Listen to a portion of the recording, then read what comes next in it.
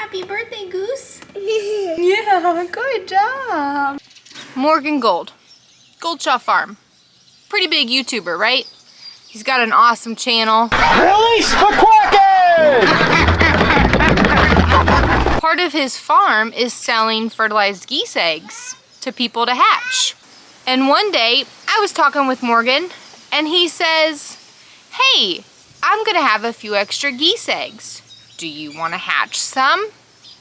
Well, yeah, of course I do. So I immediately purchased the incubator that he recommended. And as soon as it came in, I said, oh my gosh, it's in, I'm ready for the eggs. And a few days later, the eggs were at our door. We have never hatched eggs before, you ready? This is gonna be a whole new experience for all of us. Look, you sent us stickers too, and pins. Wow.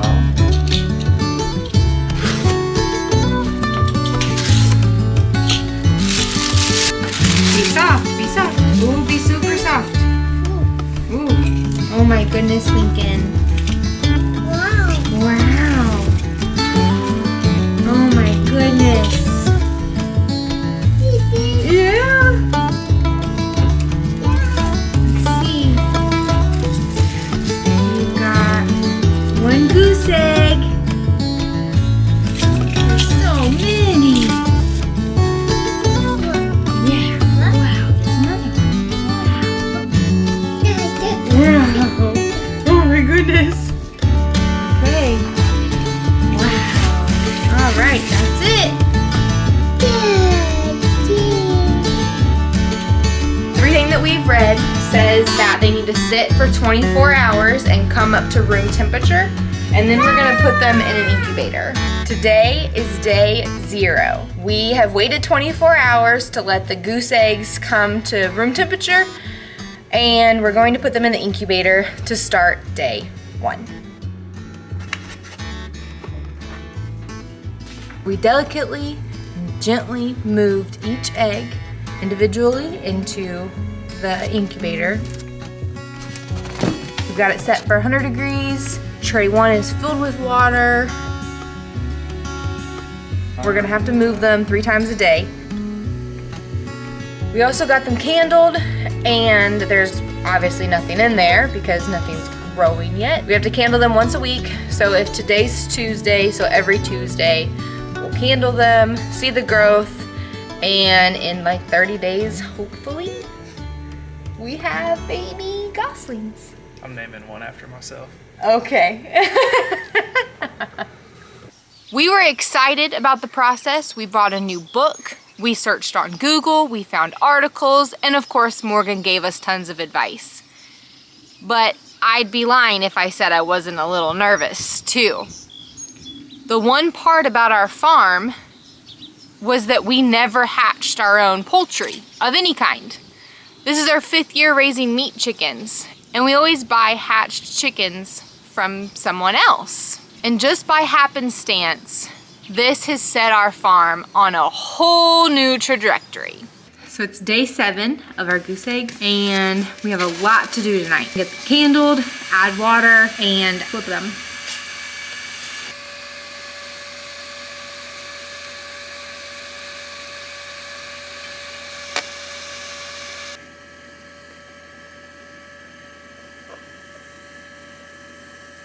Okay, so all 10 have development.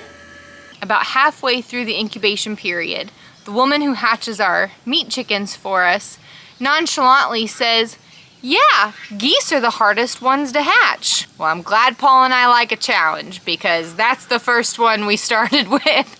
We didn't know they were harder, we just knew they had some extra steps. Maybe that's what she meant. Okay, so it's been 14 days. And that feels like really fast, but also like eternity. And then we have like 14 days left. And that feels like forever away, but it also feels like it's only 14 days. I think that one's okay. It looks like there's a vein right there. Still feel like I have no idea what I'm doing, and I'm a little scared. So I'm not gonna throw away any of these eggs because I think even if I say, oh, this one's not viable, I still want to give it to 30 days just in case I'm wrong. I would hate to throw it out when maybe I was just wrong and it really is a viable egg. Since day 8, I have started spraying them with a little mister bottle, turning them over and letting them air out for 10 minutes. Because they're waterfowl, they say to mimic mom's action. So she would get up during the day, go in the water, eat, drink, bathe herself, and then come back and the eggs would get cooled off. So that's what we're doing. So for 30 days, we meticulously watched these eggs. We started with 10. We turned them 3 times a day, breakfast, lunch, and dinner. We did have a few hiccups. One of the eggs exploded. That was fun. Excuse myself. It is day 15. This morning when I went to go turn the eggs, look what I found. And it seriously reeks. I'm gonna have to figure out what to do with this. I just threw it into the field. I didn't know where to put it. So today is day 21 and we get to handle the eggs again. Oh, it's moving! Oh my gosh, so much movement! Hi, little goose. On the eggs that I knew for sure they were alive, I saw veins. You could see the veins pumping blood actually, and then you could see the embryo moving. I think this one's a dud. On the ones that I'm pretty sure are not alive, the ones that I put a question mark on, there was fluid movement. So as soon as I would move the egg, everything that was inside just rolled along with it. I didn't see anything that moved on its own. So I'll be interested to see what they look like at the end. I'm gonna leave them in the incubator for the full time because just in case, you never know, I don't know what I'm doing, this is our first time. So that leaves us with 6 possible hatchlings.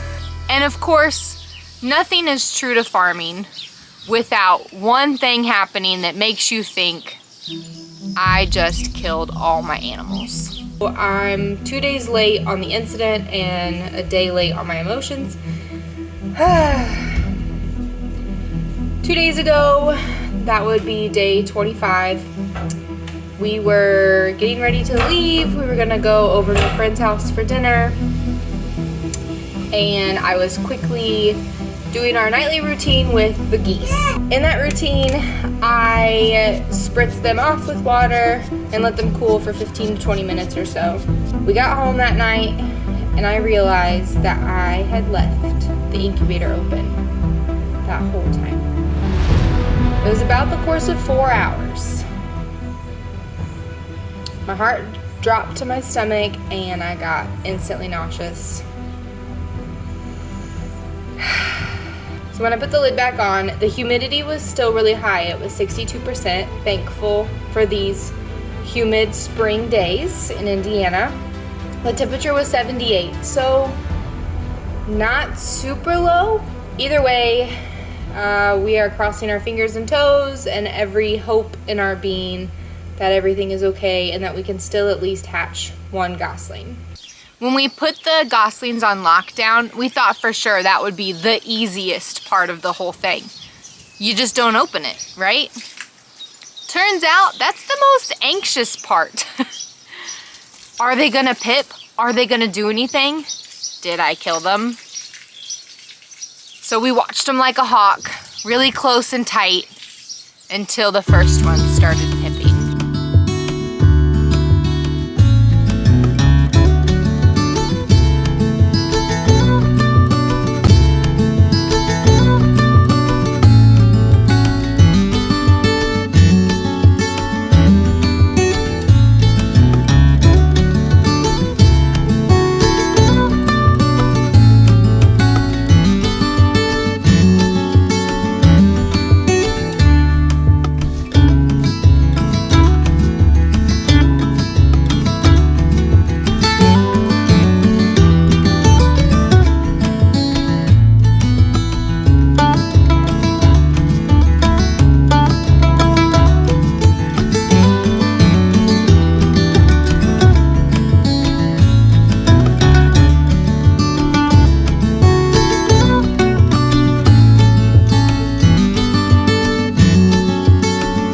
was like, yay, we have one! And I thought for sure that's the only one that we would get.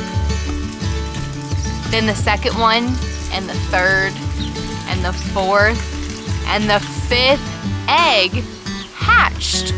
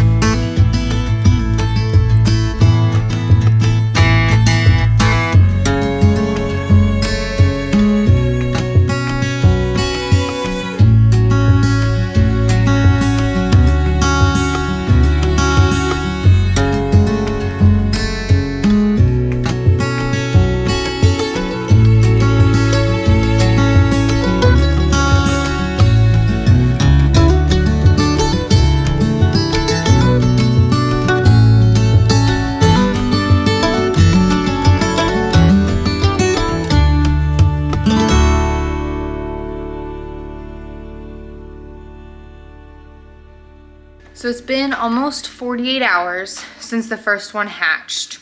We have 4 now. There's a 5th one that's been trying to hatch. I don't know if it's gonna make it. And then there's one other egg that may or may not be making progress. So we're gonna leave those 2 eggs in there, but we are going to pull out the 4 hatched goslings so that they can start getting some food and water.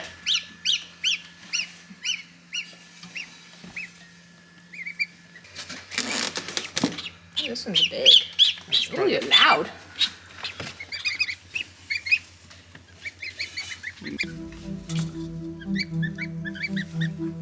Hot. Okay. We ended up having rye neck on one of the goslings, and some of the literature out there says that it can take a few weeks to heal. Some says that it's a lost cause. The poor thing was suffering, and we didn't want it to suffer anymore. It was just prolonging the death, keeping it alive. So we did euthanize that gosling. There was one egg that needed a little bit of help. And usually I would listen to the advice of all of our research and say not to help them hatch. This egg had been pipping for over 24 hours, almost 48 hours. And I thought, hey, if I don't help this gosling out of this egg, it's gonna die anyway. Yeah, you see that baby in there? Hey, little gooser. Ow! I know, honey. This is definitely one that looks like it got a little shrink wrapped.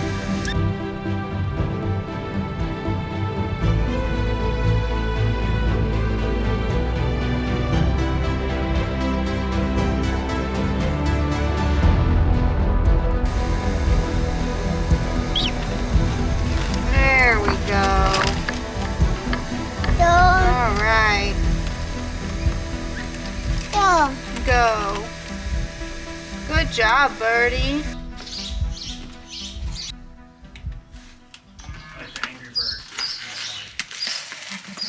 We have 4 beautiful, healthy, and alive goslings.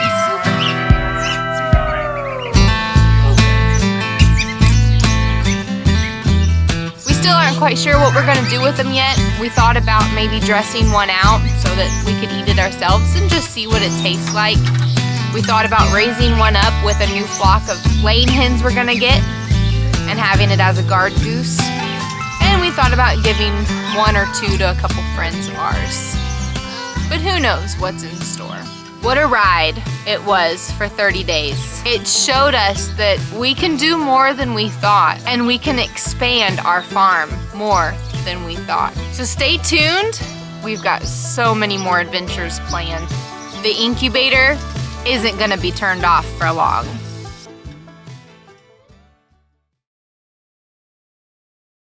So because I have the science brain that I do, I want to see what's inside these eggs that didn't hatch.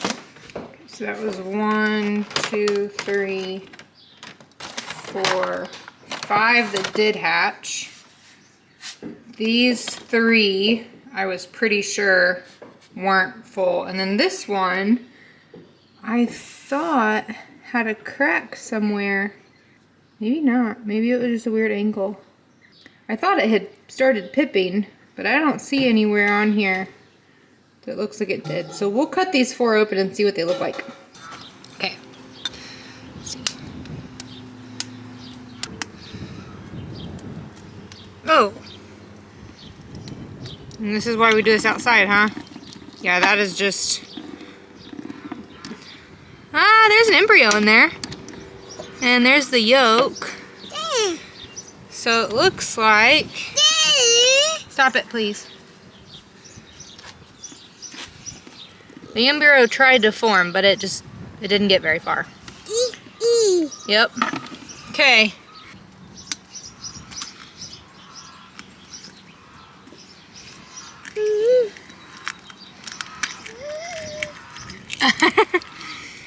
Oh, that one I think got a little further. Looks like... Yep. Oh, there it is. So that embryo is right here. So it got just a little further. There's a blood vessel that was formed, but otherwise it didn't get very far. I would imagine this one's probably going to be similar to those two. Let's see.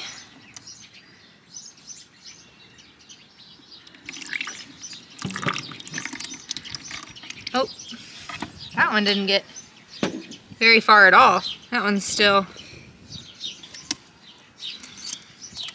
Oh, yep. Kind of looks like a snake egg or something. Let's see.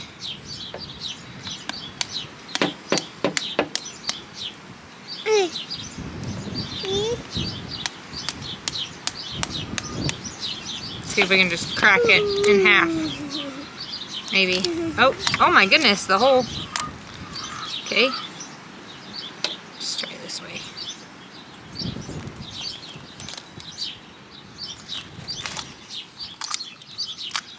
Oh, there's the air sac. That's interesting. Can you see that very well? The air sac is like wide open. So this one could have been a result. Yeah. This one could have died because I left it open for too long. Yeah. I mean, it's... There's the mouth. There it goes. Yep, it was basically fully formed. It just got shrink wrapped. Oh, no, it wasn't fully formed. Look at that, cleft palate. That's really interesting. Yeah. Oh, and the brain didn't get developed either. Okay, so I officially do not feel bad for this. That makes me feel a little bit better that I'm not the one that killed this one. It just died on its own. Okay.